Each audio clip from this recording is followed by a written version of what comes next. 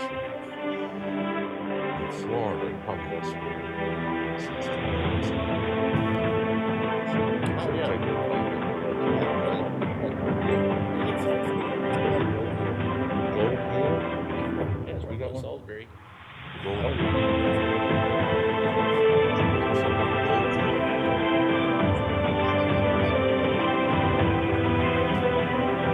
Village of Gold Hill.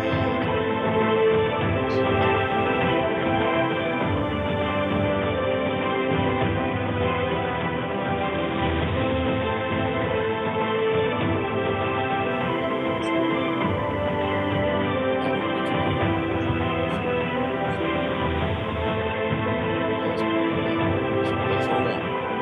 That's what I want. I want the satellite view.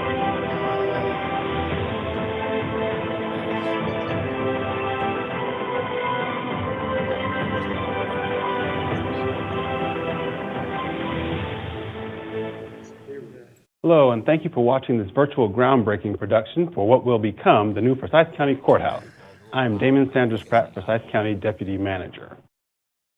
As part of the local and national effort to minimize and ultimately eradicate the spread of COVID-19, Forsyth County has there it is, opted to Fleming. conduct a largely virtual construction commencement celebration.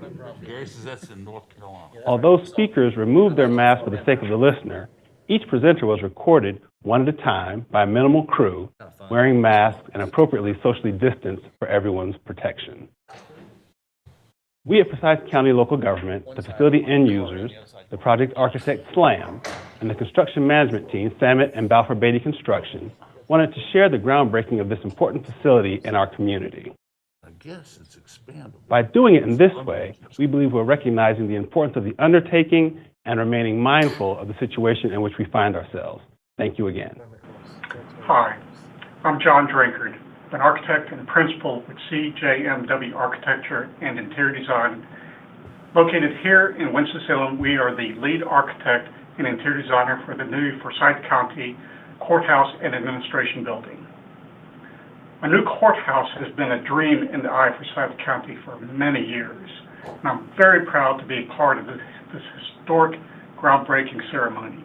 It is truly a historic moment in time. I would like to take a minute to tell you about the design team.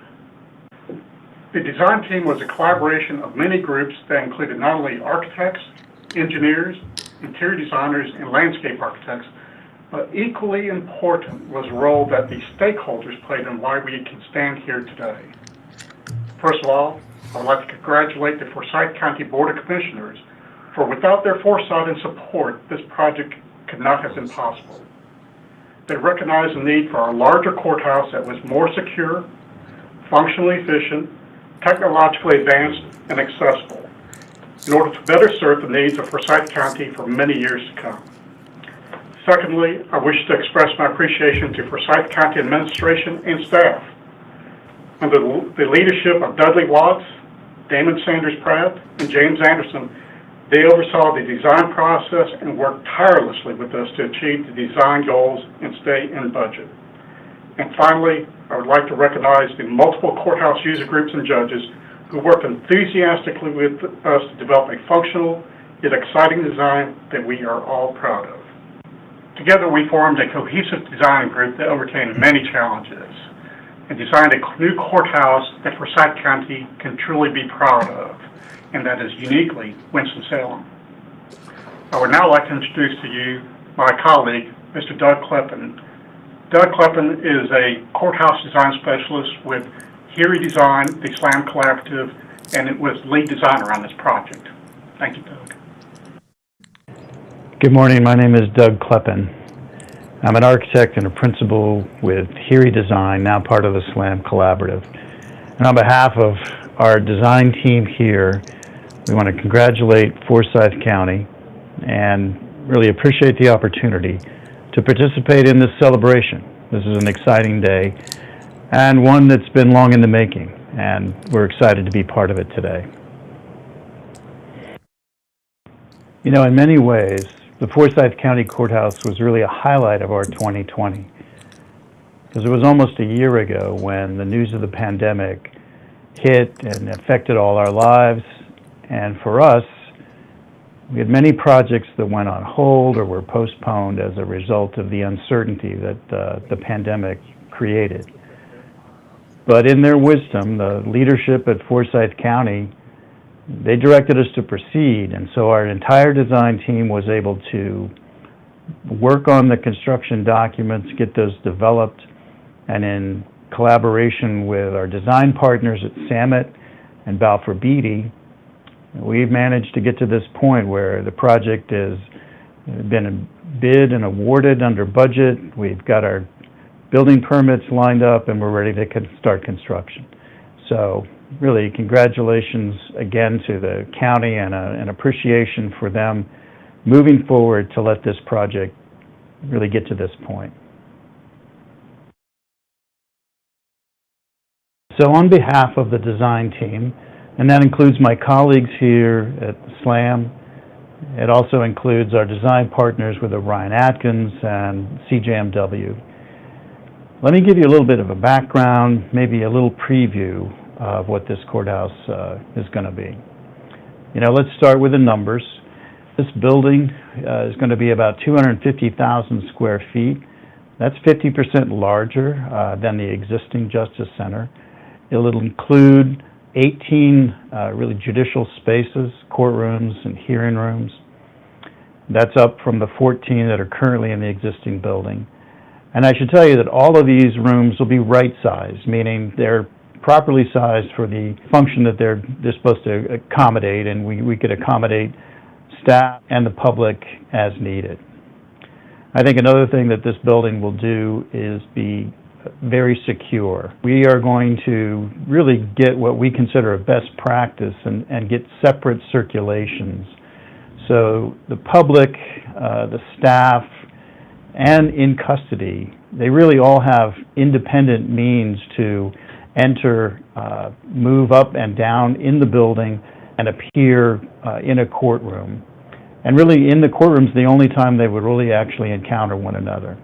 That's baseline security for the project, but in addition, we've added security checkpoints, we've got card access, there is video monitoring, in addition to other measures that keep everybody safe within their use of this building. I think the other thing that we're going to accomplish here that's significant is this idea of accessibility. It's fully accessible. So everything from the curb to a counter, public accommodation is fully accessible.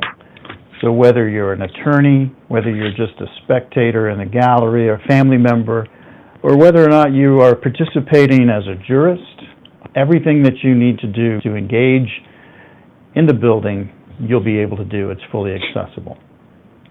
I think the last thing that I think is going to be a change for us is that this building will have the infrastructure for full state-of-the-art technology. So whether that's in the sound reinforcement system, the wayfinding, video presentation, remote testimony, all of that infrastructure is in place. And it'll really change the way I believe we can adjudicate cases efficiently and develop really a new model for how we're going to conduct here in Forsyth County. Let's take a look at the building and start with the site. You know, the site that was selected is really advantageous for a number of reasons. First of all, it sits in a perfect place to expand the existing county government campus. So it's adjacent to the administration building and just directly across from available parking as well as from the jail. I think the other thing that's really advantageous is the views and view corridors that really this site it takes advantage of. There's kind of a gap in the city development and the grid so that this parcel, as it faced Chestnut Street, it can be seen from blocks away as you move up even past Liberty. On the other side, it sits out on the edge, and really so from the Innovation Corridor from Research Parkway, there's a wonderful vistas into this building. So it'll be highly visible, which is appropriate for a courthouse, and really nested in as part of the city grid. I mentioned the connectivity, and that is really maybe the best aspect of this location, because not only does this thing become a campus, we are literally tied to these existing structures. So there is a bridge connection to the administration building, and as a result of that, we're able to take advantage of existing maintenance, the loading docks, and long-term storage capability that already reside within the existing county administration building. We're also able to have a direct tunnel connection to the jail, and that's really instrumental in ensuring security. So now, instead of the current practice where we're putting folks on vans and having to drive through city streets and manage that a number of times a day, here we have a secure link to the jail, which allows them to move in custody participants really much more freely, and it's in a very secure manner. So it's much more efficient, really just better for everyone. Another advantage of this campus strategy is really the long-term flexibility that Forsyth County has. So with the Justice Center tied to the county administration building, we were able to, in the course of time, really blur the lines between what's a courthouse and where's the county government. And it could be that we are able to move certain departments and free up space that are tied to our in-custody circulation and expand the courtrooms. I think we already have a plan to where the initial number of courts can expand by easily 4 courts and maybe even more over time. And that flexibility is really all embedded in this idea of the connectivity and the campus strategy that this site and this complex of buildings affords the county. You know, another successful feature of this project, I think, is the way we've deployed the courtrooms within this facility. Really on the first 3 floors, all of our judicial spaces, and they're arrayed almost like a double-loaded corridor, or a shopping mall, if you will, where I think the wayfinding and the ease of access, we've employed paired escalators and stairs for the public, so there's really an open, daylit public space that leads you to these courtrooms. And within that space, we also accommodated plenty of waiting areas for folks as they're waiting for their turn within the courts themselves. We don't rely on elevators, or there's not this disorientation of having to get in an elevator and get off and figure out where you go. You always kind of see ahead of you how the courts are laid out, and you're really drawn right into it. It's a very logical, easy wayfinding system, but it also makes it more secure because we have visual control and can see everything that happens within that space. That's really important, and I think that it goes to this idea of transparency. From within, I think you can see where you need to go, and we're borrowing daylight from that open space into each of the courts as well. But also from the outside, those portions of the building, they are where we have the highest really concentration of glazing and curtain wall. So from the outside, you can see really where your destination is. These become the referential spaces within the court, and that's how people are going to understand and know how to navigate. I think it's going to be a great asset to the county. As we began to think about the exterior expression of this building, I think we wanted it to be uniquely Winston-Salem. So it needed to be a good neighbor and fit within that context. And the obvious adjacency is that of the existing county administration building. But also, we wanted to be really understanding of the architectural heritage and the history of that portion of the downtown, and really a nod to the industrial heritage and that architecture that was so pervasive. So our building is really an extension of that. The scale, these long horizontal masses that are articulated in precast concrete, complementary brick, with punched openings very similar to what you would have seen in those original industrial kind of warehouse architectural expressions.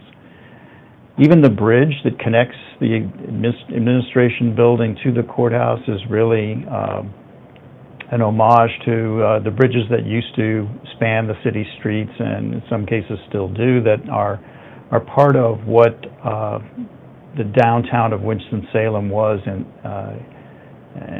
just a unique part of its architectural history. And that expression, it becomes really the foundation for our development of the interior finishes for the project. So as you move into the lobby, we now have durable finishes with terrazzo.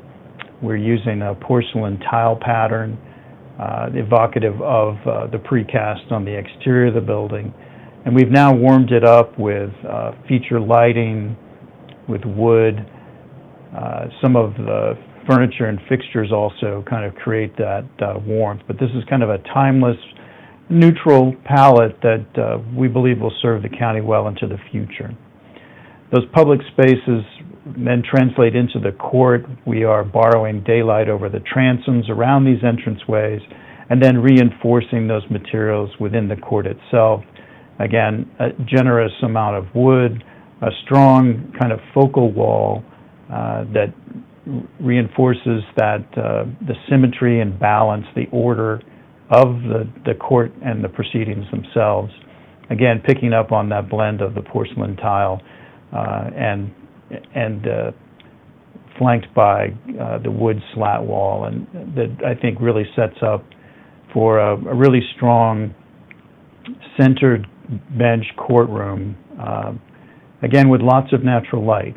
We've introduced daylight in all the public zones.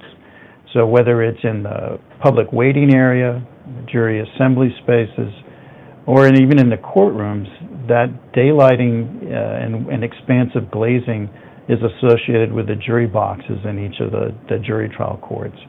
That's an important aspect for us in many ways. It's part of this issue of transparency, but the natural light saves on energy, but it's also very calming for folks within the court environment to have some access to light. And we're borrowing light in every courtroom and direct light in almost half of them. So we think they're going to be really dynamic, but solemn and serious places of adjudication.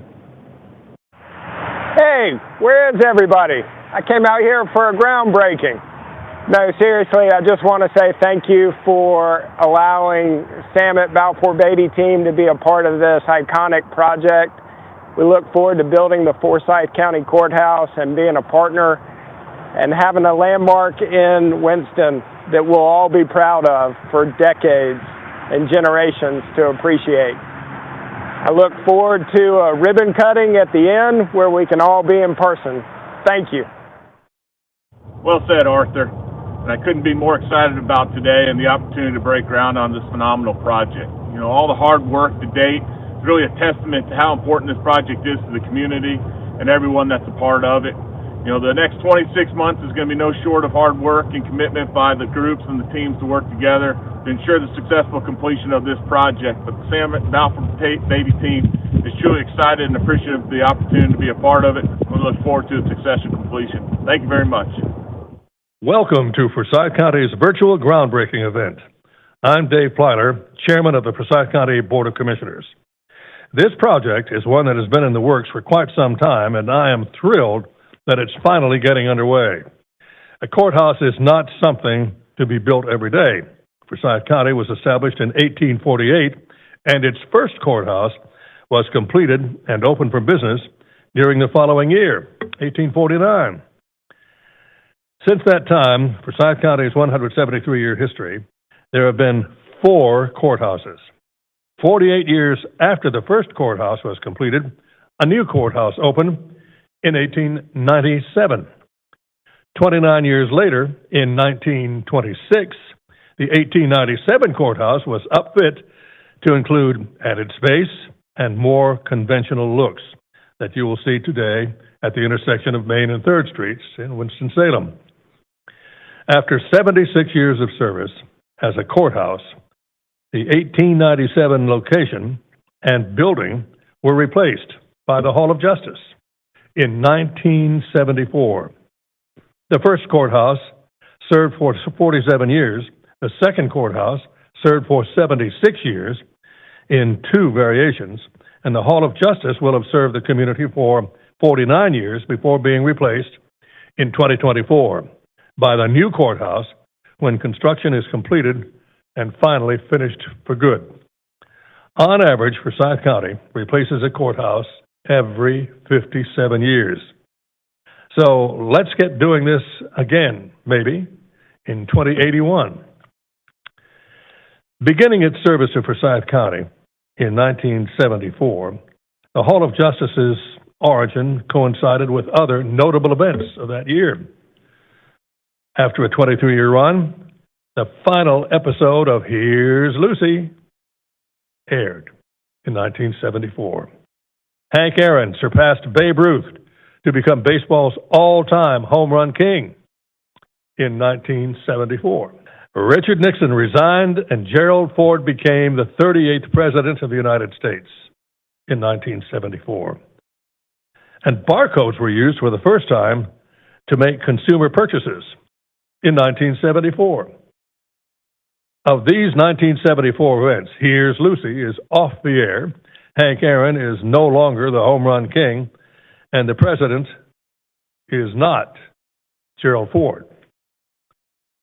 The only 2 of these happenings still in effect are the use of barcodes for purchases and the Hall of Justice, still serving the community, but not for long.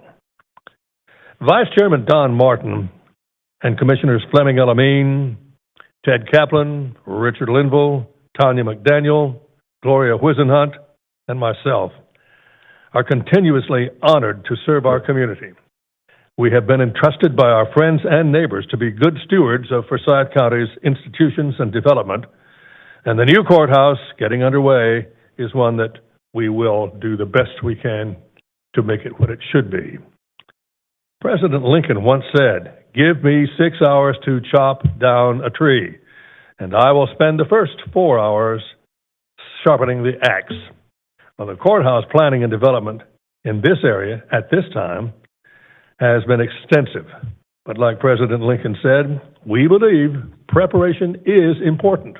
Preparation and patience. Along with you and my fellow commissioners, we wish to say that the new courthouse's construction is progressing and will progress even more over the next couple of years, and it'll become a hopeful symbol of the county's promising futures. The first time that I thought about and talked about a new courthouse here in Forsyth County was about 10 years ago. A statesman by the name of Grady Barnhill, who was a lawyer here in town, a mentor to so many of us and a teacher and a leader, called me to a meeting with David Friedman over at a barbecue place in Kernersville, and we brought the county manager with us, Dudley Watts, and Grady laid out his plan and his vision for what he thought Forsyth County needed most, and it was amazing to watch his mind work at that time, and to see where we are today on the verge of this groundbreaking.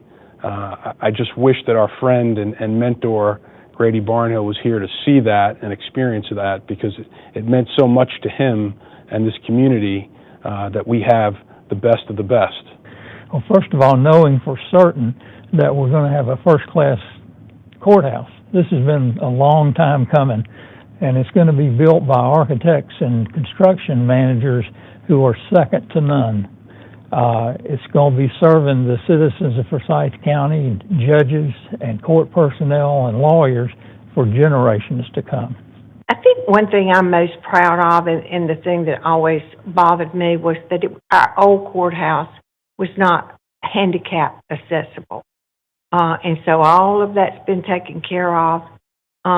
this courthouse will be adaptable to all of our Forsyth County citizens and other county citizens that will come from other areas. So I'm very pleased. I'll be the first one to admit that it took a long time, but I think that our citizens and the folks who are going to work in the courthouse, the folks who will be visiting the courthouse, will be very, very pleased with the outcome. I think a modernized courthouse has increased technology in it. Right now, our courthouse is woefully behind in terms of technological resources. And so the technological capabilities I think that our new courthouse will have really says that our courthouse is more modern, that we are here, that we're able to provide modern services to the public. I hope that the citizens of Forsyth County see this courthouse as a facility that provides equal justice for all. I also hope they understand that this is the first courthouse in Forsyth County that is solely for the court system. No other offices will be there, and it's quite a facility. I hope it lasts for hundreds of years, and I hope it continues to do the job to represent the people of the county. I think what has been most exciting overall about the project is the ability for all the stakeholders in the court system being able to come together and work as a team to come up with the best possible device to orchestrate access to the court systems and access to the public, and the same team being able to work with the architects and communicate amongst ourselves. So it was a real indication of how well we could participate together and work together. So this is a very exciting day for Forsyth County to finally have our new courthouse for the citizens of Forsyth County.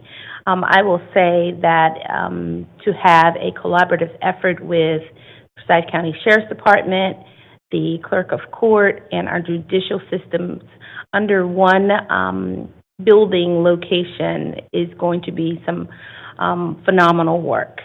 It hasn't been the best working environment to work in, so having a new place to work with clean lines, great light, the latest, greatest architectural settings is just really exciting.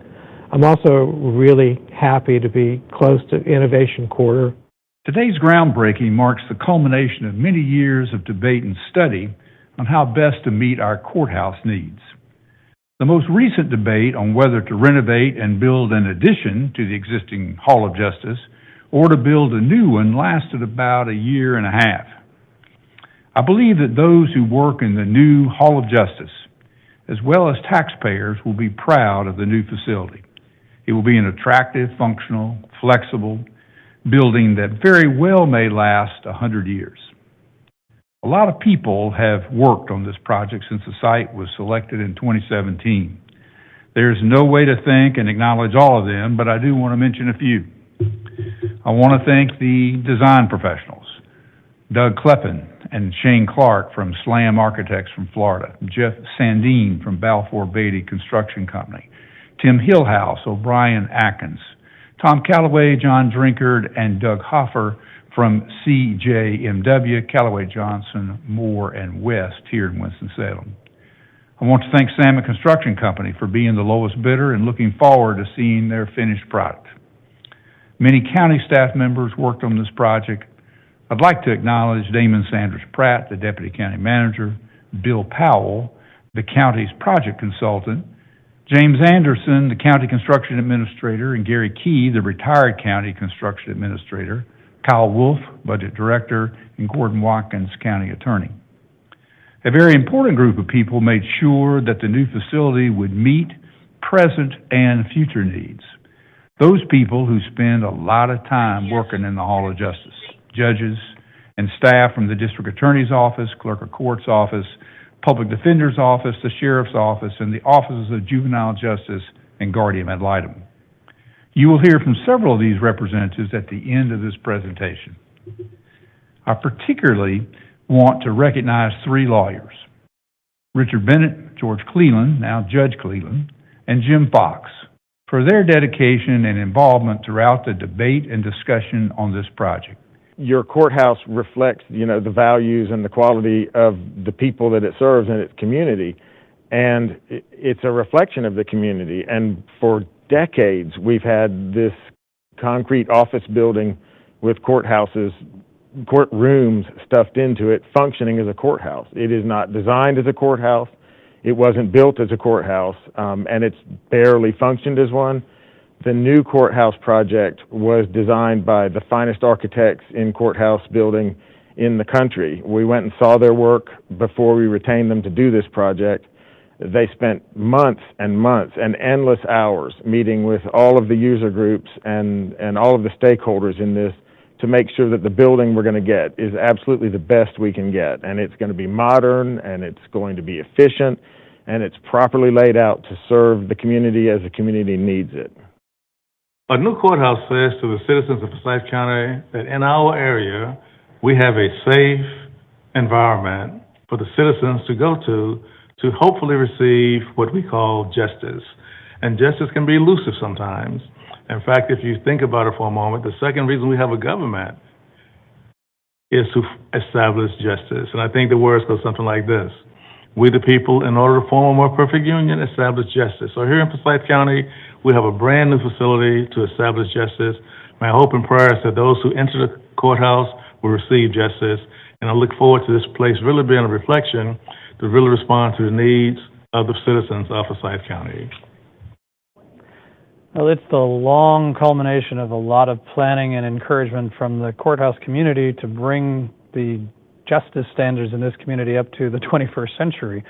And it's the ability to incorporate all the things we've been trying to get planned for many, many years to give the services to this community that they deserve, and the access to the court system for everyone on a modern level. The technological services that are incorporated into it, the plan and design of all the modern court flow that was taken into account by the National Center for State Courts in planning it, and how it was designed will all lead to much better provision of services than we are currently able to provide with our antiquated building that was built in 1973 and wasn't adequate when it was first built, and certainly isn't adequate now. It just gives a much better ability to provide the necessary judicial services to support this community. On February the 4th, Forsyth County Commissioners and other officials broke ground for the new county courthouse. It has been in the planning stages for several years. There will be more space in the building, plus future space needs will be able to be implemented as time goes on. The space is the primary reason that a new courthouse is needed. It will be a more efficient building to operate, and part because of new things, materials, and layouts of the building. It will be safer for the users.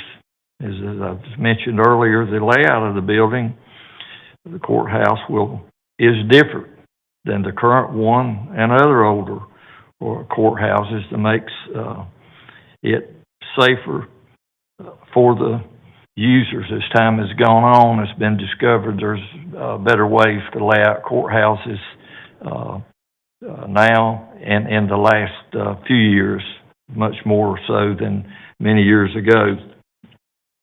The life service of the courthouse is most likely to be 50 years plus.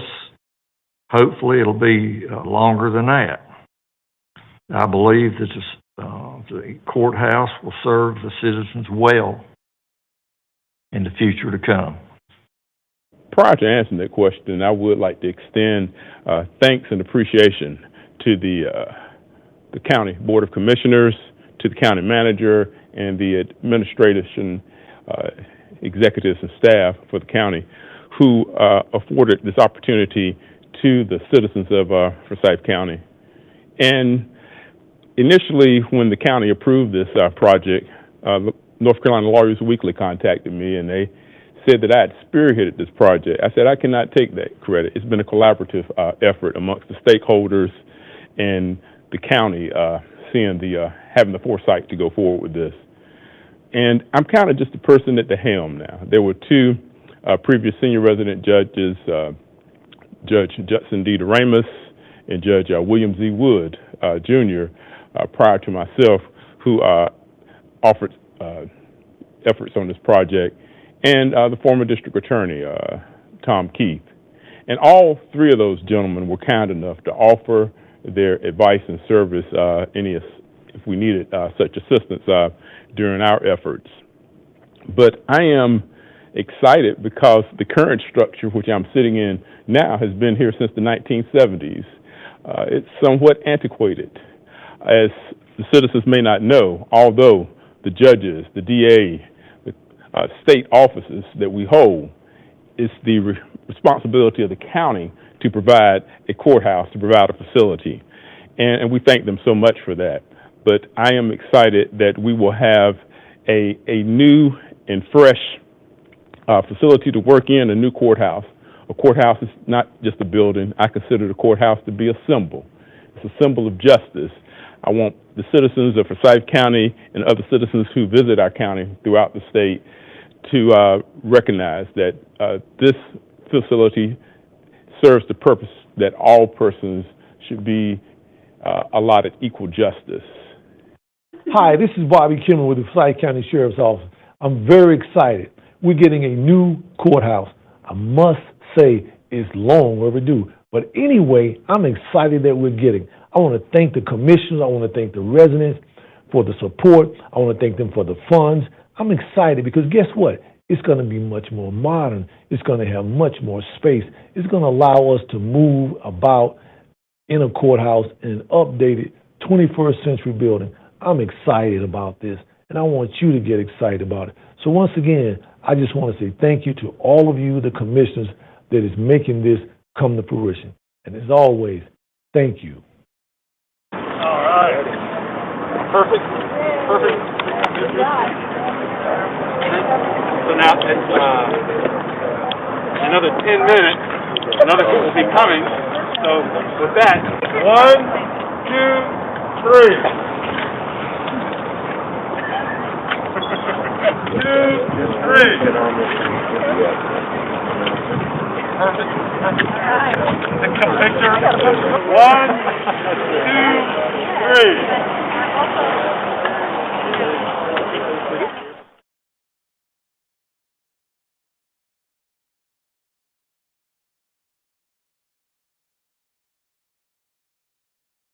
God, that was star-studded. I believe you're live. You can go ahead. All right, we're live. Welcome to the regular briefing session of the Forsyth County Board of Commissioners. If you had the opportunity to see on Channel 13 a moment ago, a half-hour beginning of the 21st century for the new courthouse in Winston-Salem was just terrifically well done, and all the participants and people who participate in the Hall of Justice on a regular basis did a wonderful job.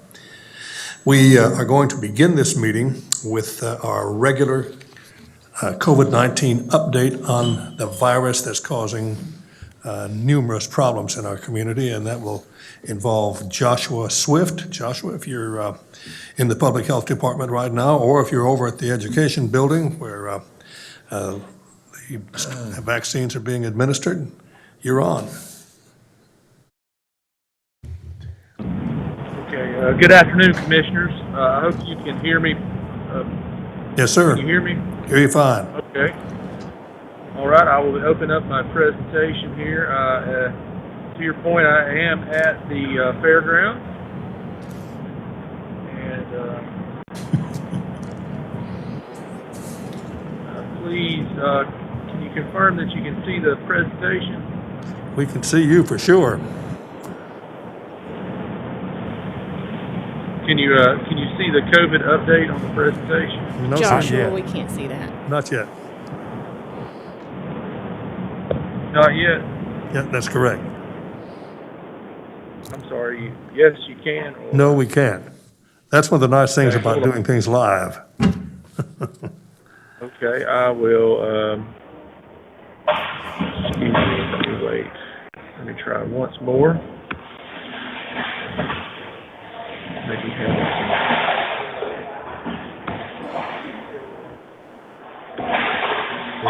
Now, there you go. Okay. All right, well, so good afternoon, Commissioners.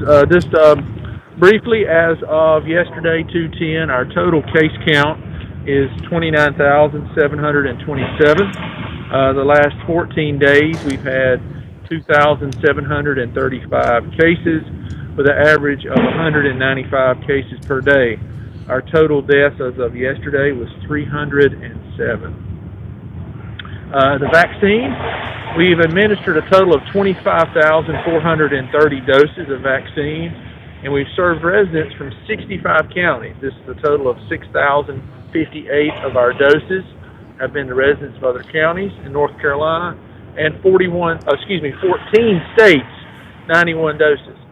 Forsyth County residents have received 74% of the vaccine that we at the health department have administered, which is 17,740 doses. Next, you can see this is just a quick breakdown of the doses, just some of the top counties that we've seen participation for vaccine. So people that from these counties have come to the Department of Public Health are now at the fairgrounds. You can see the top county is Guilford County, next is Davidson, and then you can see the other counties in the Triad area. And then you can look at the states. Not surprisingly, we saw we've seen individuals from Virginia and South Carolina, and then we've seen some individuals from some other states quite far off.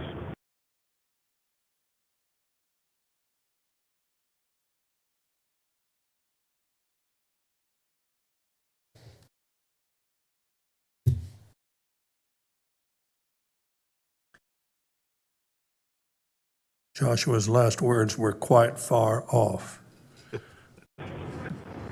Oh, hello. Sorry, did something, I think you lost. He's thinking now.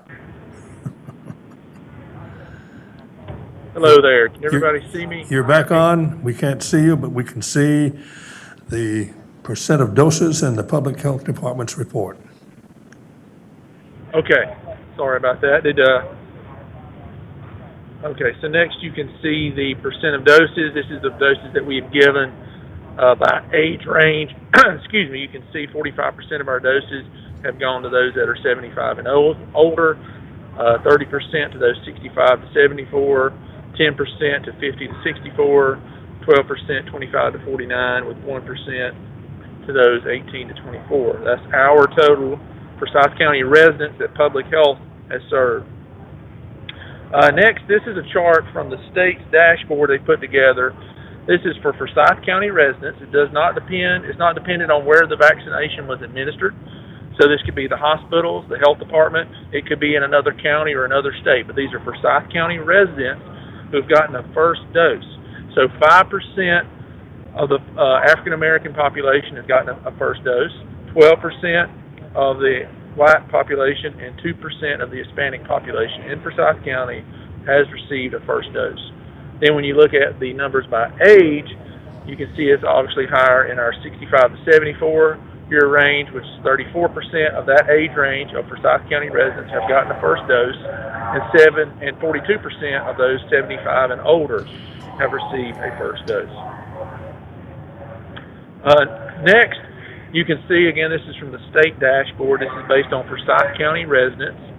Their county of residence, not where they got the dose, but their county of residence. You can see that 39,985 individuals have gotten their first dose in Forsyth County, and then 18,494 have gotten a second dose, which equates to 10% that have had a first dose and 4.8% that have received a second dose. Next, to share with you, we're still using the groups that DHHS has put together. And you've probably recently heard, and this is the next slide, about Group 3.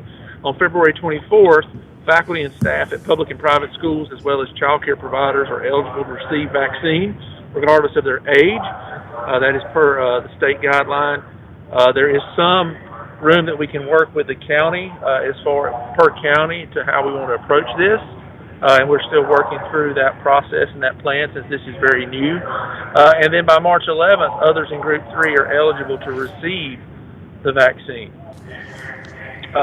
Again, vaccines administered that we've done, I'm sorry, that date is wrong, but the total is correct. It's as of 25,430.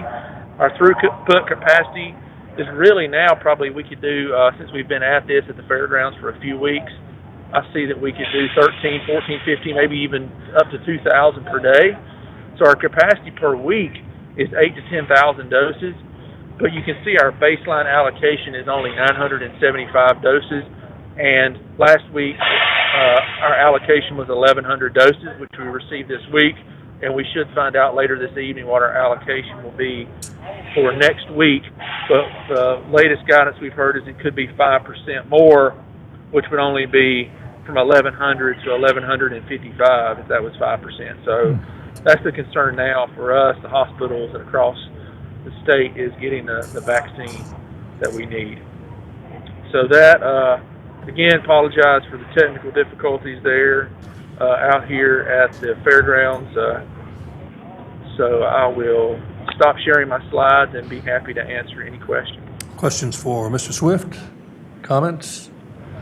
Mr. Chairman, I'd like to make at least one. I was actually out at the fairgrounds today for my second shot, and it went extremely, it was very well organized, extremely smooth process, lots of volunteers. In fact, the person who gave me my vaccine, I actually asked her how long a shift she worked, and she said, well, a lot of people work all day. She said, but I'm working 6 hours. She said, I'm a volunteer. So there's a lot of retired nurses and other folks willing to give their time to actually administer the vaccine. And I was really impressed with all the volunteers, and everything was like clockwork. And I just want to thank you, Joshua, and all your folks out there for doing a really spectacular job.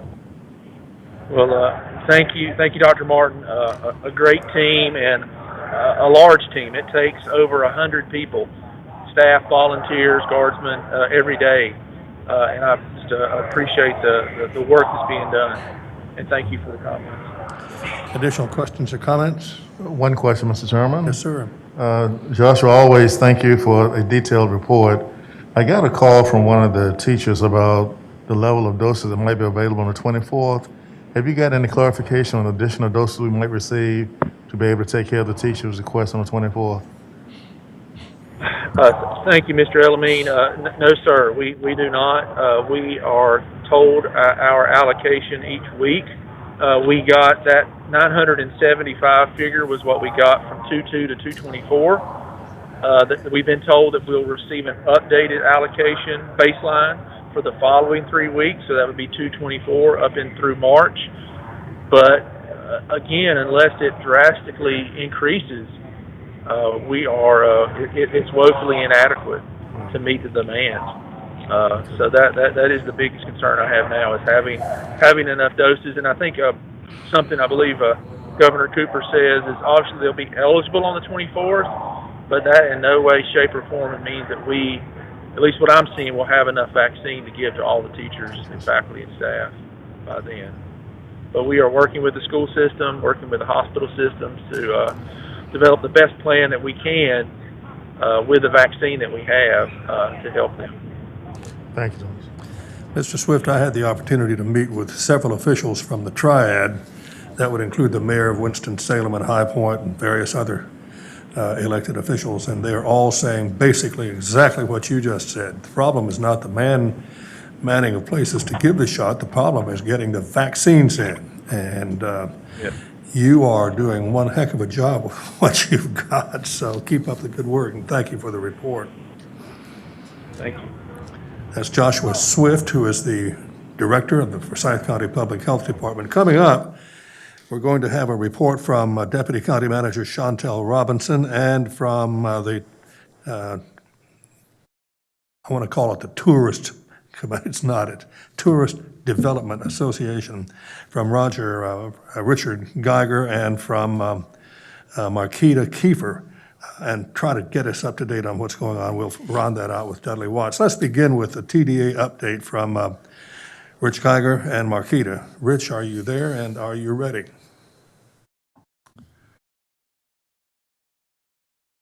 Two, three, four. Commissioner Plyer, I am. Do you see my presentation? Oh, yes, we can see it beautifully. Various colors, too. I don't know what happened to it 2 weeks ago, but thank you for allowing us to come back, Mr. Chairman. That's okay. You're doing well. Okay. Well, let me start by just saying we'd like to just take a few minutes of the County Commissioner's time to update you on what's going on, if you will, the state of the tourism industry. Tourism plays such a large role in the economic well-being of Forsyth County, and obviously an industry that's been hardest hit from the pandemic. So the idea, what we'd like to do the next several minutes is update you on what's going on and what we're seeing as it relates to research, and probably more importantly, specifically, how we are going to be allocating the funds, the grant funds, COVID relief grant funds that we received from the county, and what we're going to be doing to implement our marketing program going forward the next few months, again, with funding that we received from the county. And again, I thank the Commissioner Plyler and all the commissioners for their support in providing us with those funds. As I said, the hospitality industry was really one of the hardest hits from the pandemic. And when you think about it, we're in the business of mass gatherings, trying to bring people here for conventions and meetings and sporting events. And right now, that's near impossible to do any types of mass gatherings, which means now our hotels are running very low occupancy. Occupancy tax collections, as I'm sure County Manager Dudley Watts can tell you, tax collections are down, occupancy tax collections are down, and occupancy tax is what we rely on for our funding. But before we get into where we are now in research, let me just give you a quick overview. We can go to the next slide, where you'll see and remind you the incredible impact that tourism does have on Forsyth County. Here you see on the slide the impact the last several years prior to COVID, the impact on both the state and the impact on Forsyth County. If you look at 2019, you see that $1 billion was spent by tourists and visitors, conventioneers, people attending sporting events to Forsyth County. About 2 million people visited it in 2019 that generated that type of impact. And these are new dollars coming into the marketplace. Another way to look at the impact that tourism has, if you look at the next slide, you will see it's not only the $1 billion that they left behind in 2019, but $77 million in state and local taxes. About $20 million directly are local taxes. And over 7,000 people are, in fact, employed in the industry, the hospitality industry in Forsyth County. So it's an important industry, obviously, for our community economically. And with that said, things have changed.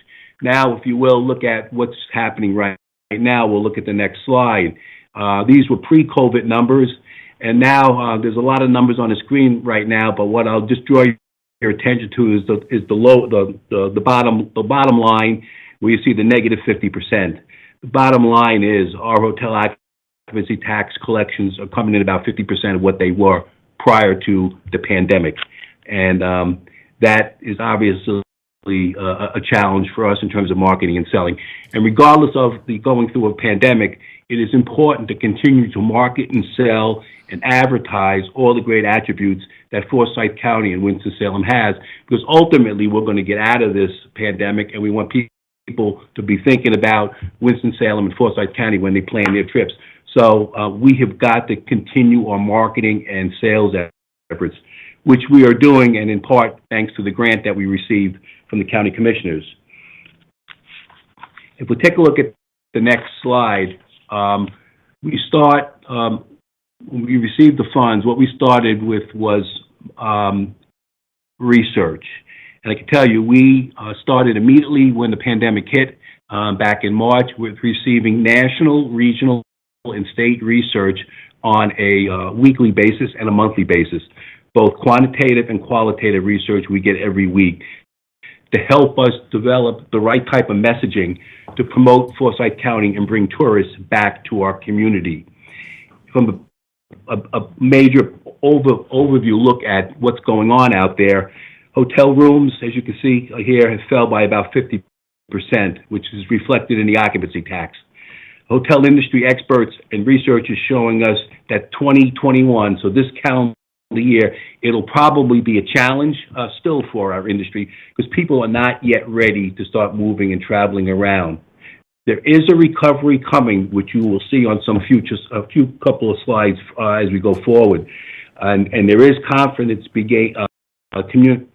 consumer confidence starting, but it's still going to be, we're still a ways off from people really packing up and traveling and coming for a meeting or a visitor getaway.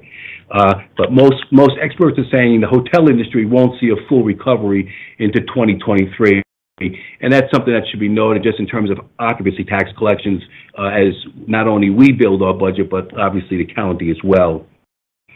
But as we're starting to see with the new research, millions of Americans, we all have been really confined to our homes. But there is growing trend the last month or two of complete COVID fatigue and, frankly, Zoom fatigue by people around the country, and they are anxious to get traveling again. And I think as we get more shots in the arm, as they say, I think you'll see not only will people's consumer confidence grow, but they'll actually start making purchases and actually start traveling. So our goal is to take the resources we got from the county and have a well-prepared message out there to bring visitors to Forsyth County. We think the leisure travel weekend getaways will come back first, followed later in this year by convention and meeting business. But we know when the convention and meetings business does come back, it's going to be more of a hybrid, virtual type of meeting. So we're going to have to find other ways to fill our hotel rooms and get more people into our restaurants. And we think a lot of that is going to be on the leisure side. To talk a little bit more specifically about some of the research that built the campaign that we're going to be rolling out, I'm going to turn it over to Marquita Kiefer, who's our Director of Marketing and Communications, to give you a little bit more insight into what the numbers and what the research is telling us in terms of confidence in travel, which means ultimately money in Forsyth County, and then show you the creative work that we've come up with to market and promote our great community. Marquita? Thank you, Rich, and thank you to the commissioners today for your opportunity for us to share with you and your time this afternoon. As Rich was mentioning, the successful tourism marketing really strives to meet the consumer and the customer where they are and to speak to their hearts and minds of where they want to be and where they feel like they need to be. And this research that Rich was mentioning that we'll get into momentarily has really been a beacon for guiding us with the campaign that you made possible and the support. So again, we're really very fortunate in the tourism industry that we have this national, regional, and local research foundation for us. And again, it's been a real guidepost for us. And again, what we were doing is we were using this to help us understand when it was appropriate, how it was appropriate, and where it was appropriate to start getting the message that you need to have your getaway to Winston-Salem and Forsyth County as well. So again, we're going to go through some of those findings. The first slide I want to share with you, again, just gets a little deeper dive into what Rich was talking about just a moment ago, but it's about the readiness to accept and hear and to want to listen to the invitation to travel safely back to Winston-Salem. And overall, we're now seeing, as you can imagine, this is research that we get weekly. We've been getting it for 48 weeks. Who would have thought it would have been for 48 weeks? but it's incredible. But again, that allows us to compare apples to apples. This has been a real roller coaster on this from week to week, as you can imagine. But again, what we're starting to see is an increase in consistency with the visitors saying that they are reassured that if the destination, like Winston-Salem and Forsyth County, is a safe place and cares about my safety, then I'm going to be visiting there. I can listen to what your invitation is. And again, as Rich was saying, as the research has shown us, that even though there is still a consumer concern about health, that as the vaccinations are rolling out, that their intent to travel is rolling out too. So again, that's a real positive sign that we're hearing some increases in the vaccinations as well. The next slide then talks to us about when people are planning their travel. And again, this is the 48th week, and we're consistently seeing that in March there is a decided uptick in when people are going to be traveling. But we really see a decided increase in June, July, with a steady decline in August, September, October, so through the fall months. So this is a very good indication for us. As you can see, in January it's 9.7, but it peaks in July at more than almost 28%. So that's post-pandemic mired. This is a real positive sign for us, and then timing is crucial. Again, this is telling us when we, as a marketing agency for the destination, need to be getting our message to the consumer that's ready and wants to hear about how they can get away, how they can relax, and this optimism to get out and to have some sense of a return to normalcy again. So this was very interesting for us to make sure that we're in that booking and that consideration cycle. So timing is what's key on this one. And then on the next slide, we talk about where the consumer is. So we knew that they were ready to hear. We knew that they were ready what they wanted to hear. And this tells us where these people, where these visitors are living, and again, where we can actually place our messaging. And again, this has been very consistent since there was an ability to travel, is that the regional trips, those visitors that can hop in a car and drive to a getaway within a 250-mile radius is really the sweet spot for us. So Charlotte, Raleigh, those metropolitan areas, Greenville, South Carolina, Southern Virginia, all are within our wheelhouse of where we're deploying our messaging in a very integrated and very thoughtful way. Again, regional drives.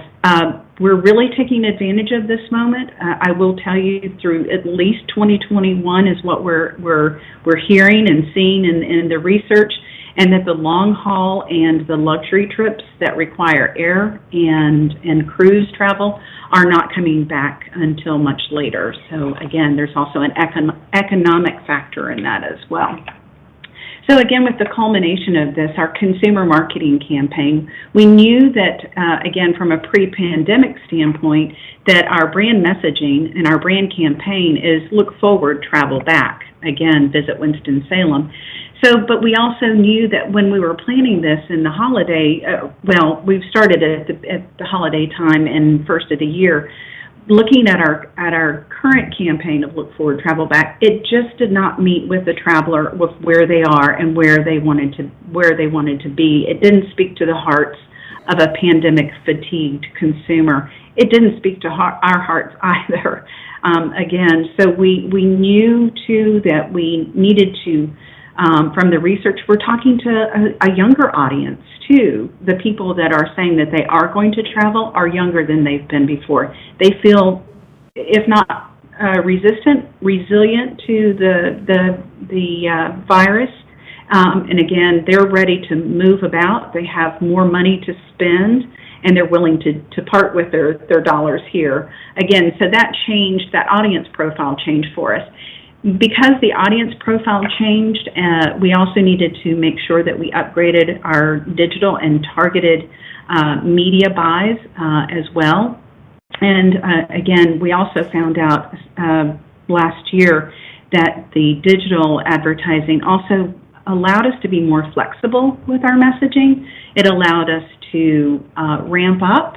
It allowed us to modulate it if we needed to. Again, in a pandemic, again, week to week, day to day, it can change. And digital also allows us to pause or cancel. So again, we hope that that doesn't happen, but we did learn that that is something that is an attribute of digital advertising as well. So again, the same philosophy and the same reason with the slightly younger millennial and Gen X marketing is also allowing us to modify our public relations efforts as well. So we're going more towards less traditional. We're not departing from traditional in our core baby boomer marketing, such as Our State, but we are adding and ramping up to travel bloggers and digital influencers who are loyal and understand and want to talk about North Carolina and Winston-Salem and the Southeast and have a regional fan following in those areas as well. So again, we really wanted to deliver that pandemic-fatigued, ready to relax consumer message with an optimism, because again, that's what people are yearning for. And so we really wanted to tap into that in a very meaningful way, and to give a destination message that really delivered on what this destination is really delivers from a visitor and vacation standpoint. So with the culmination of all of this research and all of this, we actually added a creative element to, and if Ceci, if you want to go to that slide, the campaign that Your Dollars allowed us to deploy and roll out, as we are right now, is Weight Lifted, Spirits Lifted. And there is a very decided reason that we have a double meaning on the Weight Lifted. It's an in-state leisure travel marketing campaign, and it is desired to inspire and to encourage safe travel to Winston-Salem.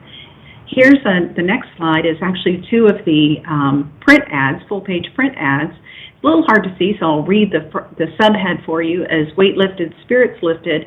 The first one that we're rolling out in Our State magazine and then in digital through March and April is Optimism, Your Table is Ready. And then what we'll do is we'll titrate up our invitation in a more direct way, in a more concerted invitation, going forward through the summertime, which again is when most people are telling us they're going to travel, is that Weight Lifted, Spirits Lifted relaxation. Your getaway is ready, and it's here in Winston-Salem. So again, we're really tapping into that optimism in a very bold way. Again, this destination can hold up to that boldness as well, so we're glad about that. Just to see through what your wonderful support is allowing us to do in a very integrated way. This is just a swath of all of the different deployments, again, that we're able to use to push out this Weight Lifted messaging and this optimism and really connect and convert. That's the key, is converting this audience to actually visiting and overnighting here in Winston-Salem as well. So again, it's a real integrated, very specific, very targeted to our audience that we know will have the ability to make that call and convert. Again, speaking of the public relations blitz that we did, we wanted to share some good news. This is not part of this particular Weight Lifted campaign, but we had a wonderful return on the Festival of Lights at Tanglewood Festival of Lights for the Christmas holidays, and our PR team got some wonderful national coverage for that. So again, we just thought that this was a great opportunity. We've shared this with the team out at Tanglewood, and they've been, as you can only imagine, just wonderful to work with as well. We're always able to accommodate the media that came out or were asking for an interview. We also have another slide, too, where you can see Where Travelers National, but we got a lot of coverage on Spectrum News throughout North Carolina, as well as the Raleigh market on TV. So, again, thank you for having such a wonderful event. It was a great holiday offering for us. So again, and just the last slide that I'll share, again, it's not part of the Weight Lifted, but it is actually, I think one more after this, Ceci, is the campaign that is running concurrently to our meeting planners because, as Rich was saying, pre-pandemic, approximately 30% of the hotel room revenue that we traditionally see and realize comes from the meetings and conventions market. So again, even though they are not actually converting to meetings at this moment, we know that they will come back. Meetings will happen. It will look different going back, and it will gradually come back to us in a number of different ways. And again, we want to be ready, and we have developed a campaign that is hitting and reminding our meeting and convention customers that Winston-Salem has them covered. And again, we have some wonderful video that complements this, as well as our website. And literally, we're reminding them that we have them covered with a face covering. Hopefully, we won't need to wear those that much longer, but we have them, and we've given those to our core customers. Over 1,000 of those were distributed to meeting planners, both within the state and throughout the nation in the Southeast region. Again, supporting what our convention sales team is doing every day, along with our hotel partners as well. So again, we wanted to share that with you. And that's it for me. Marquita Kiefer. Thank you, Marquita. Richard Geiger, you guys did a great job. I'm finished. I just want you to know you had a really good report. Thank you, Chairman. And I do want to, again, extend our thanks to all the commissioners, and particularly Commissioner Wizahunt, who serves on the TDA board, for the resources that you provide us. I think a campaign will really benefit the community, and it keeps the work name Winston-Salem, Forsyth County out there with the consumer, so that when they are ready to travel again and come to this community and spend money, we'll be ready for them and be able to provide an environment that's safe and comfortable, and that's what this is all about. The industry has had a challenging time, obviously, as our country has the last 9 months, but I'm confident we will begin to start seeing some improvements and rebounding this summer with travel and more people coming here and spending money. And we're hoping that the convention side of the business starts picking up again back come this fall. So, again, I appreciate the resource. We appreciate the opportunity to share our messaging with the commissioners. And if there's any questions, I'd be happy to answer them. Comments or questions? Thank you, Chairman Filer. Any comments, questions?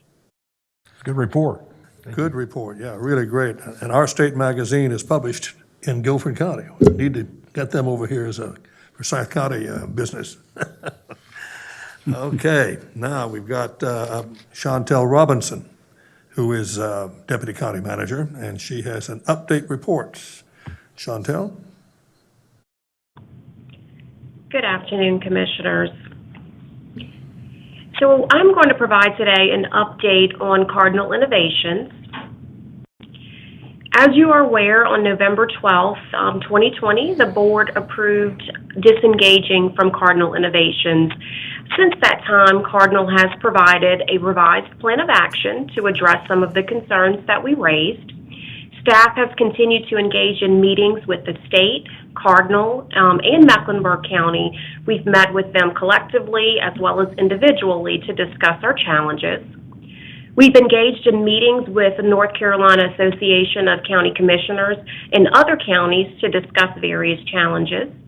And staff conducted a study of other LME MCOs as we had indicated we would do.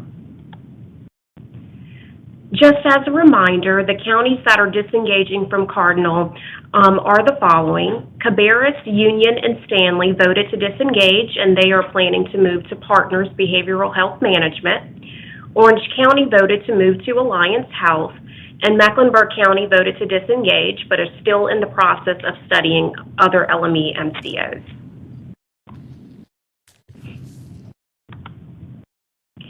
So I know last week Cardinal provided an update on the action plan and gave a snapshot, and several of you have asked me, are they doing better? And in general, honestly, it's just too early to tell. A lot of our issues have gone on for years. What I will say is that they are engaged now, but unfortunately, I think that there's a lot of more progress that needs to be made. It's going to take some time to make cultural changes and shifts in Cardinal. So some areas that they addressed were access to care. They indicated that they would be committed to processing 50% of treatment requests within 72 hours by December 31st. Treatment authorization approvals have improved. However, we do continue to have challenges with timely and appropriate placements for our high acuity cases. And so there seems to be a little bit of a disconnect, I think, with Cardinal at times. While treatment authorization is very important and we need that to happen quickly, we need that to happen within 72 hours, but we also need our children to be placed within 72 hours, and that is not occurring. We do still have challenges with ER discharge planning, and sometimes children sleeping in the DSS lobbies. But again, you know, they are willing and engaged, but time will tell whether or not those issues will be able to be rectified. Chantel, Emergency department utilization, they've committed to reducing ER readmissions. The readmissions did increase during the months of December and January. In terms of network capacity, they are committed to expanding the provider network. They did add 5 new therapeutic foster agreements. However, challenges continue to remain with adding provider capacity in Forsyth County to ensure Forsyth youth can remain in county. We also need more providers in our county that can handle higher levels of care, level 3 and PRTF. And there needs to be continued need to define a results-driven care management coordination process. We need to ensure that, again, our youth and even adults, when needed, can be placed in and receive the right treatment at the right time. And then caring for children and families, they did indicate that they would provide us a dedicated licensed clinical staff to be housed in the DSS office locally. And they have assigned a staff. That staff member is engaged. At this point, it's just too early to determine the effectiveness of that agreement. Again, this is all just happening, so it's just too early to tell. The staff did conduct a study, as we indicated that we would do, of other LME MCOs and compared it with the data that we had from Cardinal as well. And so the committee comprised of several individuals, myself and others from public health and DSS staff. These individuals were selected based on their subject matter expertise. Lots of them have worked for other LME MCOs and have been around the behavioral health arena for quite some time. We gathered feedback from some consumers, advocates, providers, as well as other counties, interviewed other LME MCOs, reviewed numerous reports, countless hours, countless days. This team has really worked very hard to ensure that we understood what other LME MCOs were able to do in comparison to Cardinal, and Cardinal was also provided an opportunity to provide us with various information as well. We reviewed LME MCOs who were contiguous and not contiguous, understanding that the state strongly considers aligning with a contiguous county when disengaging. With that, after careful consideration and review, the staff recommends proceeding with Partners Health Management for the following reasons. Partners is contiguous to Forsyth County, and we would align well with their catchment area. They do have an intentional community integration at multiple levels. In speaking with providers and other counties, they do collaborate well with stakeholders, providers, consumers, and others to meet challenges. It is just a different approach. Network development allows for more flexibility. They do have a more strategic direction and implementation of care management and coordination efforts. Their implementation model is more locally driven. There is a high level of accessibility of services for residents in their counties, and there is a high level of consumer engagement per all of the state reports. And just to show you a map so you can see, Partners is currently serves 9 counties. They would be adding Cabarrus, Union, Stanley, and then Forsyth. So that would give them a total of 13 counties. At the time, Forsyth would be the largest. While we understand that no LME MCO is perfect, and I know Partners is not perfect, we do feel comfortable that their business model, their cultural model would be a better fit for our residents here in Forsyth County to meet the challenges that we have. And so the next steps would be for the Board of Commissioners to approve our disengagement plan. I would provide the first briefing on that next Thursday, and the final approval would be on March 4th if the board approves. We would then post the disengagement plan and open our public comment period for 60 days. We have to publish those public comments for 30 days, and then we would have to submit the disengagement documentation to the DHHS Secretary for approval. And then she has 90 days to provide a decision. And so while this is a lengthy process, I do think that this is a process that is in the best interest of the residents of Forsyth County, given the various challenges that we have faced over the years. And with that, I would be happy to answer any questions. I'll start the questioning.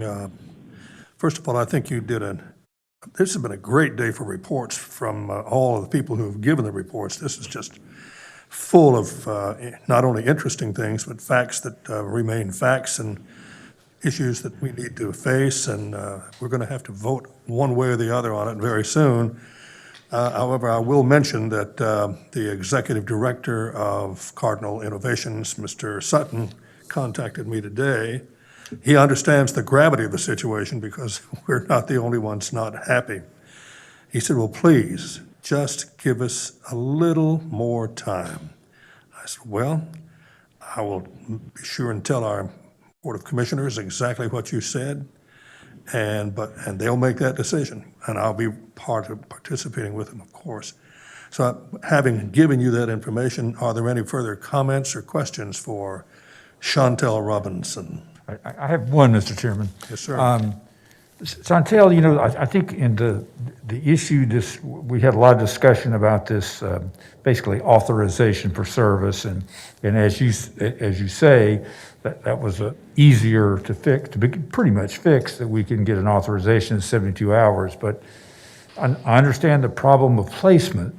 The question I have is there any data collected in all of the LME MCOs that really record that really tracks the time from identification to placement? In other words, not just to authorization, but to placement. Because what I'm getting at is, do we know that that's going to be a lot better if we were to be with Partners? Do we know that's going to be better? So while we don't have, state data, that is a data point that we've requested for the dashboard. What we do know is from speaking with other counties who use Partners that they have a better experience with their placements.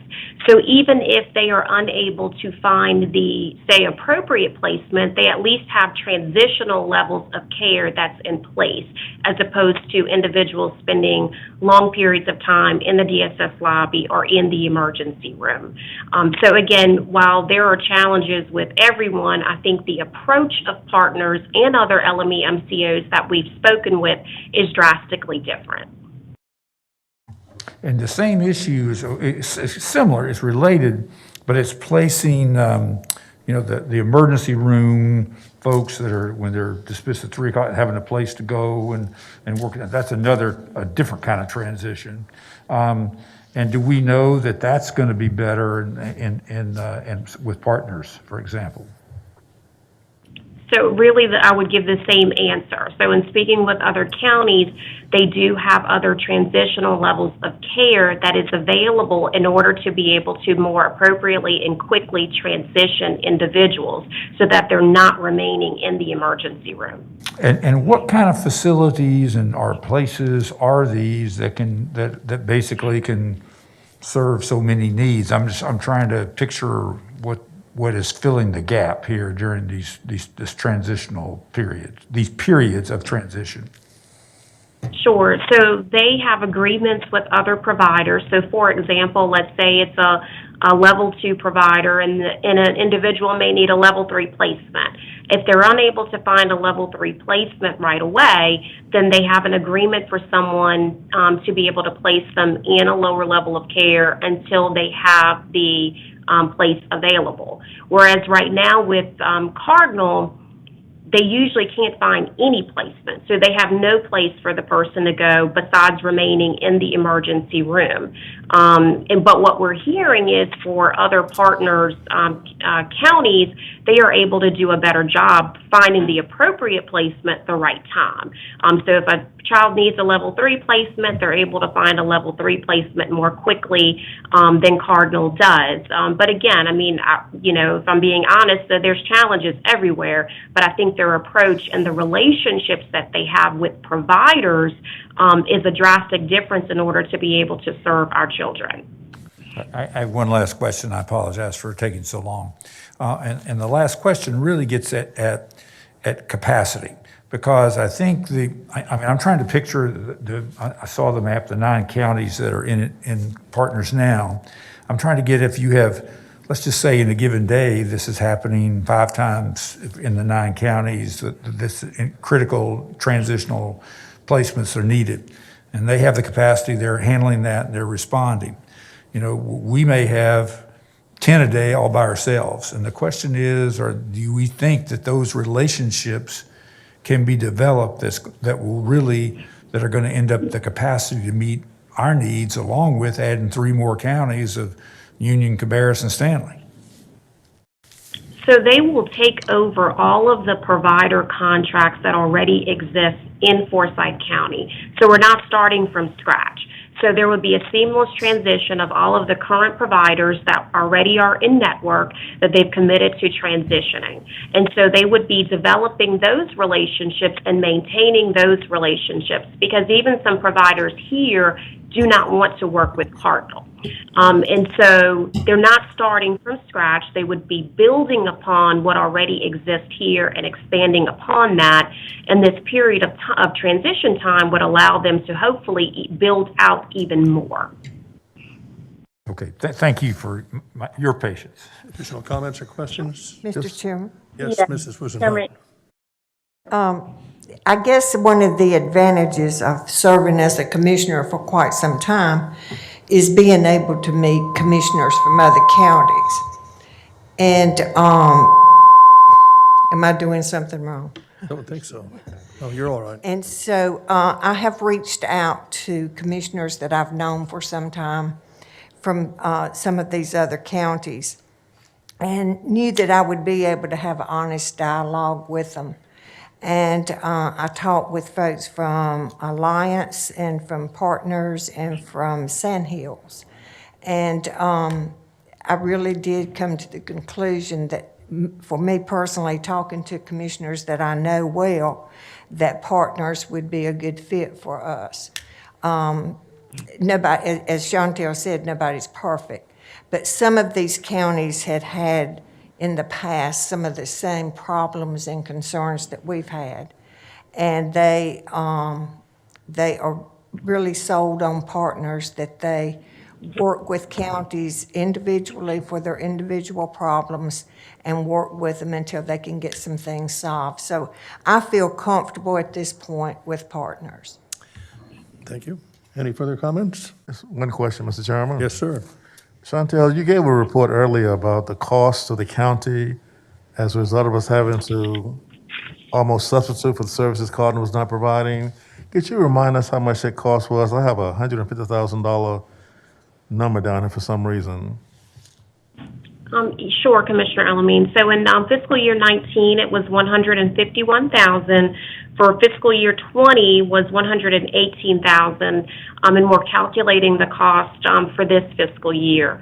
What I will say is that Cardinal has reached out to us and said that they will provide us with approximately $100,000 to reimburse us for some of these costs, but staff is in the process of getting together an invoice to submit to them for all of these costs to see if they will be willing to reimburse us for all of them.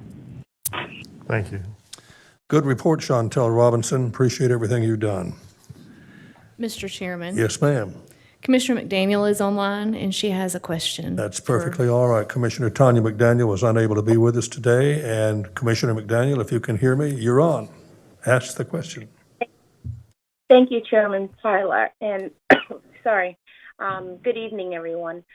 I wanted to say that my sentiments are the same as Commissioner Wizenhut as well. I did reach out to some other counties and those commissioners as well and have gotten the same sentiments.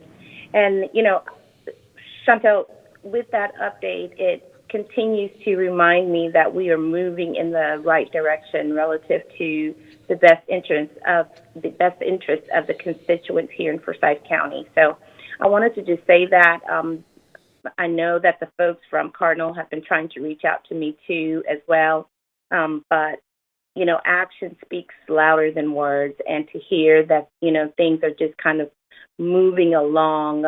These are our most marginalized and vulnerable constituents, and, you know, I'm not willing to play Russian roulette with the services or the care for them. So, again, Gloria, my sentiments are the same, and thank you for allowing me to share that. Glad to see you're feeling better, Ms. McDaniel. Any further questions or comments? If not, we'll move along. I have in my hand, I think we all have, this is what Ashley Sloop, our clerk, gave to everyone. It's a 5-page report on the utility and facility needs in the Winston-Salem Forsyth County school system. And it falls upon our county manager, Dudley Watts, to explain where the money's coming from and what we're going to do. All right. Well, thank you, Mr. Chairman. Good afternoon, board members and staff and guests. This form is one that we receive periodically every couple of years. There's a facility needs survey that the schools do to identify costs from the 0 to 5 year time frame, and also from the 5 to 10 year or 6 to 10 year time frame. The form that is signed by the chairman and the clerk to the board basically states that the Forsyth County Board of Commissioners has received and reviewed a copy of this survey prior to submission to the State Board of Education. This does not necessarily constitute endorsement or commitment to fund the facility needs survey. And so it's really some data that is provided to you. Mr. Chairman, you're going to have to certify that it was received by them. And Darrell Walker is on the line to talk just a little bit about how they compile this data and why this is important. Darrell, you there, Darrell? Yes, sir. Thank you, Dudley. And Dudley's correct. This is a report that the state collects this data about every 5 years, and they ask for a report on a 0 to 6 and a 6 to 10 year cycle of kind of what we project to see our facility needs and costs behind those needs. It's about, quite honestly, you've got the summary pages. It's about a 100-page report that goes back to the state. This is really data they collect, I think, more or less when they look for potential bond referendums at the state level, and really kind of understand the needs from, you know, districts all across the state of North Carolina. So we all have to go through this exercise, and it just does require your signature, Chairman Plyler, on behalf of the county, saying you just received the report. But a lot of those projects that you'll see in there, some of those that you probably saw in the 2016 bond that may have been pulled out, and there are some of our capital projects as well. But so you'll see projects that are should not be a surprise to you, as well as you see on the report probably a new Ashley Elementary on that report as well that's gone to the state. So it's really just data they're collecting across the state of North Carolina. All right, so Mr. Chairman, there's no action needs to be taken. I think we met the criteria by getting it on the record, and so it's there, and you'll feel free, before you leave today, if you will, sign this so Darrell can get this back and get it to the state. We can do that. I'd like to mention to Darrell, though, it's really interesting to me, and I know it is to you, but as Darrell was giving his remarks regarding the needs for the Winston-Salem Forsyth County school system, the man to my right, the current vice chairman of the county commissioners and superintendent of the schools, was eagerly going through line by line. Did you find anything that we need to know, Doc? I'm going to limit my questions to one. I just have one question. I'll ask Darrell, maybe some others later, but my thing that strikes me is the estimated cost of a new elementary school in that first 5-year period is sort of about twice what I remember them costing not too many years ago. Is that, what kind of standard does that represent? I mean, $30 million for a replacement for Ashley, for example. You are correct, Dr. Martin. You may recall back in the 06 bond, we built elementary schools in the $11, $12, $13 million range. Or 8 or 9. Yeah, unfortunately, the cost of it's about 800. We programmed it for 800 students, and we went ahead and programmed it at around the $230 square foot range, just because that was kind of been the average through this bond referendum. So hopefully prices will come down and be some adjustments over the next few years before we get to that point. Thank you. It's been an adventure just watching you ask the questions and Mr. Walker answering the question, and I can't wait to see what we end up with when this is all over with. Any further comments or questions? Just one question, Mr. Chairman. Yes, sir. So, Darrell, would you explain what's the next step from the state after we submit this? What happens next? Typically, Mr. Elamine, is that they basically collect this from every county in the state and assess the needs. And they really, the last report that we did this, it really went nowhere. To be honest with you, it just kind of stayed there. When they started talking about a state bond a couple of years ago, the amount of money they were discussing in the state bond came from these reports. So I really don't know if anything will come out of it, quite honestly. But you will, if not, you will see some of these same projects come back in a future bond referendum at the county level. Well, thank you, Darrell. Appreciate your work and everything you said today. Yes, sir. Thank you. We have 10 items on the agenda today, Mr. County Manager, and many of them are lengthy, but we've got 10 items, and it's 3:30. You're on. Okay, thank you. And I'll go ahead and speed through these because all we have today are just to finalize this agenda. We don't have any closed session items, and thank you for your attention to the discussion items. So dive into them very, very quickly, and I'm not going to read every word here. It is a fairly short agenda in relative terms. The first item is the public hearing and the bond orders for the debt issuance, for part of the debt issuance that we're getting ready to proceed with. It's the part that wasn't already authorized previously by the board, so it's really the 2/3 bonds, kind of regular capital piece. So you got any questions about that? Pretty straightforward, and we'll be back. Comments? Yeah. Not a one. Yeah, there are a series of bond-related issuance items that we're going to deal with over the next couple of meetings, so you'll see these again and again. Approval of minutes, the meeting of February 4th, 2021, then the public session in item 3. Item 4 is a resolution authorizing the submission of an application to the North Carolina Housing Finance Agency to apply for and if awarded, the 2021 Urgent Repair Program funding. We've received that in almost every year. Mr. Haney's on the line if you have any questions. Questions? All right. Item 5 is the amendment to the 2019 Housing Grants Project Ordinance to appropriate additional program income. Christopher Ong's on the line if you've got questions. Comments? Okay. All right. Item 6 is the resolution authorizing the execution of amendment between Forsyth County and IntelliChoice Staffing, and that is for temporary employment services at the COVID-19 vaccination response. Chantel's available if you have questions on that. Questions? All right. All right. Item 7 is a resolution authorizing execution of an agreement to purchase real property subject to due diligence, examination, and other conditions, and authorizing execution of all necessary documents to make a diligent examination of property. And then item B is really the lease back arrangement with Mr. Kosh, who has been wonderful to work with for that property at 5620 Balsam Road that will provide lots of flexibility for expansion and sort of better access to that C.G. Hill Park, and we appreciate Mr. Kosh's consideration of that. Questions? All right.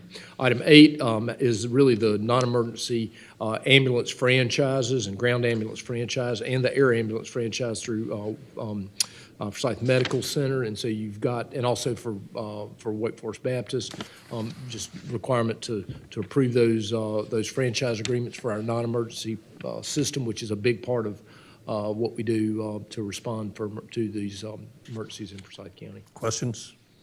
All right. Last of it's easy enough. You got the resolution approving the release of taxes, which is that large tax release that dealt with Enclave and the low-income housing nature of that. And then item 10, you've got the resolution to establish the Community Early Childhood Education Task Force in Forsyth County. That was added, and it was added at Commissioner Martin's request.